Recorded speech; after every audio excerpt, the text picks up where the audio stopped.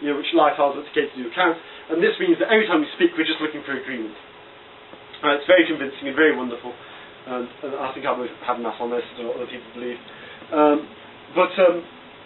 So yeah, he argues against Wittgenstein in that sense, and generally we just try to come to agreement between people. So, I think he also sets out a position. He also got this very, very controversial idea of an ideal speech situation. Think again of the Kenyan and the Englishman. Fair enough, okay, they can't come to some sort of place or space or language where they can communicate in some sort of meta language. However, what they can do is they can set out certain agreements between each other where the debate between them is ideal in the sense he sets out. I don't want to give it to you because it's really long, but he sets out loads of different things where the progress of their speech, the way it works, is just in certain conditions where they're not going to lie, they're not trying to fool each other, there's no falsehood abuse, anyone can speak, it's democratic, all these different things, and they're looking for consensus, and that's Habermas's opinion. Now I've got an example just to help you think about this.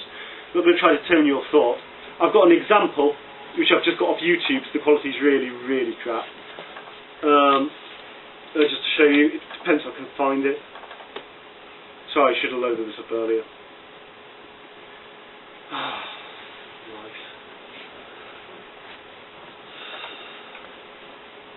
So this is a video, and now between the quality of the picture's rubbish, but the sound's good.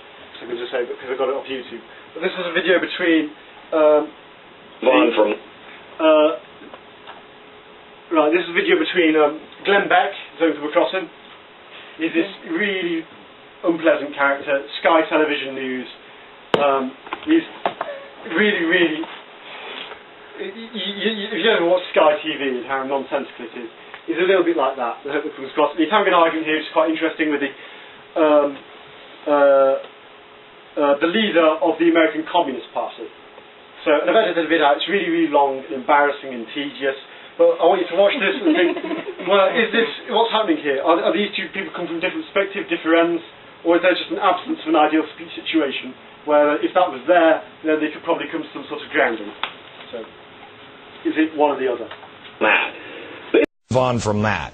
They've been around for years. So what do they want Main Street USA to look like? The Kremlin? Joining me now is Sam Webb, National Chair of the Communist Party USA. Sam, how are you? Very good. Very good. So you're for the stimulus, except it's not big enough for you. It's not big enough, and the composition is wrong.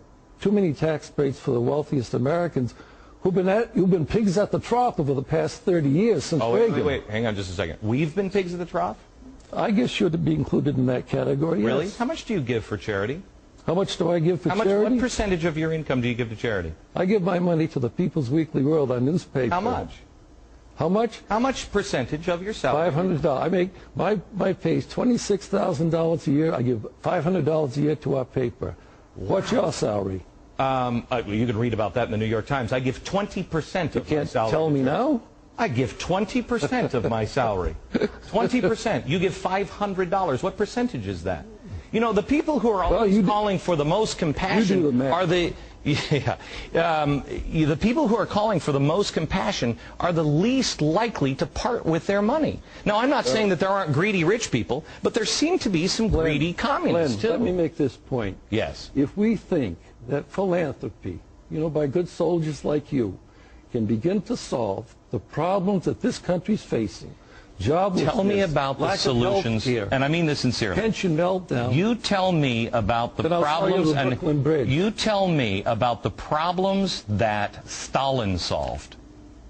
I mean, I know he solved it for about between 50 and 100 million people, and he did that very nicely, and they were all buried in shallow graves.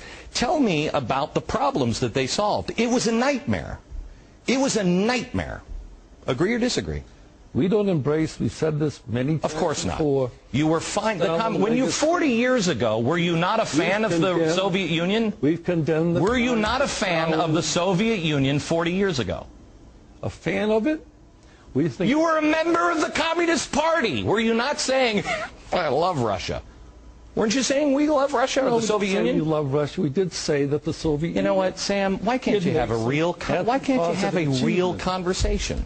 Well, the problem is, whenever we have a real conversation about what's going on in this country, Because your policies that you are, the policies that you are advocating and our president is now advocating don't work. You gallop off to the Soviet Union and Stalin.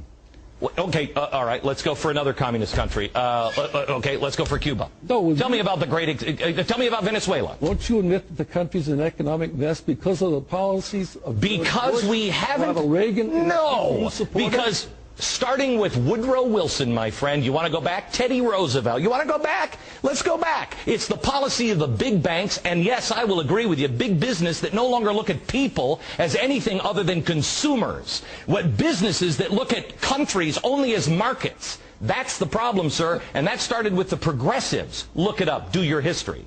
Now, let me ask you something. You tell me the communist country that... That's my water. I mean, you could have it. That's a communist. We're comrades. No, he's just taking my water. This is what communists do. Yeah. So is that differend or ideal speech? That differend or ideal speech situation? You know, does anyone think one or the other? Has anyone got a definitive answer to that? They think. Differend. Is it either or? You know, or is it something else? You know, do you think it's different?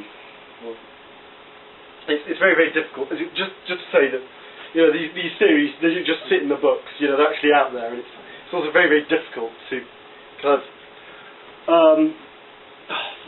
find some sort of basis for them. You know, find some sort of distinguish between them when you actually look at the way people argue. You know, it's very, very difficult. Okay.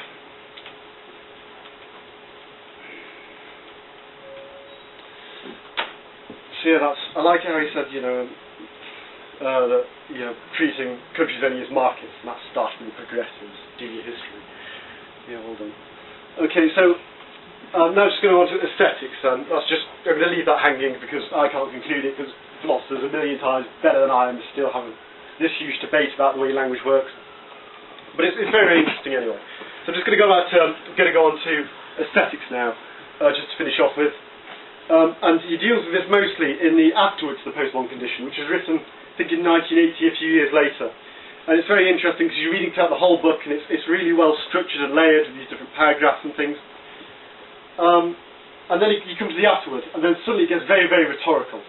These really long paragraphs.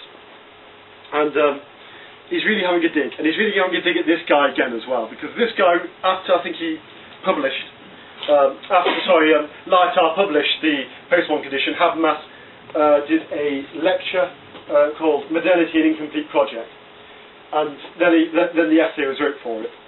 And what this lecture said was that the postmoderns, Habermas outlined three types of conservatisms, and in there was the postmoderns as the neo-conservatives, characters like Derrida and Foucault and Lytar and all their followers,